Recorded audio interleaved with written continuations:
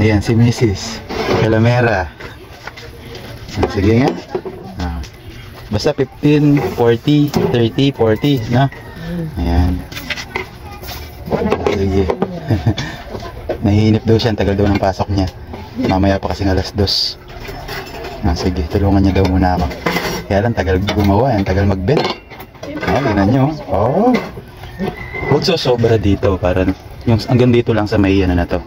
Kasi pagka sumobra ka banda rito, so sobrang yung UP din. Para pagka, tama lang, okay lang yan. Sige, anong bala nga may 30 muna. Ito si Bunso, marunong na rin si Bunso. Siya na din nagtuturo kay ate niya. Ayan.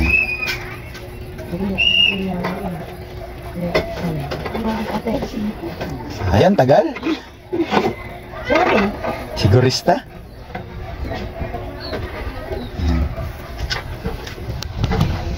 Yan lang yung madalas namin ginagawa dito mga idol. Mga order na basket sa atin. Mga idol, kung meron nga pala kayong mga tindahan tapos gusto nyong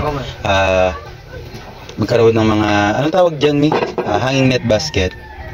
Ayun mga idol, pwede po kayong mag-order sa amin, i-PM nyo lamang po kami, direct message kayo para sa ganun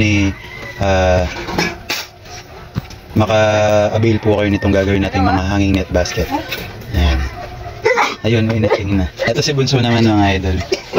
Medyo mabilis na rin itong gumawa kasi madalas na rin itong tinuruan ko na rin siya kasi habang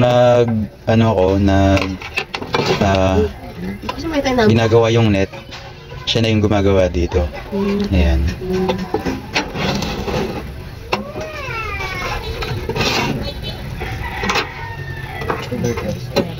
Oo.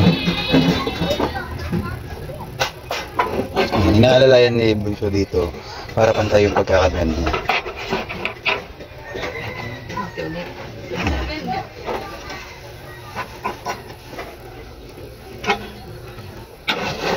Yun, ganyan lang. Hanggang dito lang? Tama yun. Hindi, ayos lang yun. Yan yung tinatawag nila tansya, tansyameter. Ayan, maraming salamat mga idol.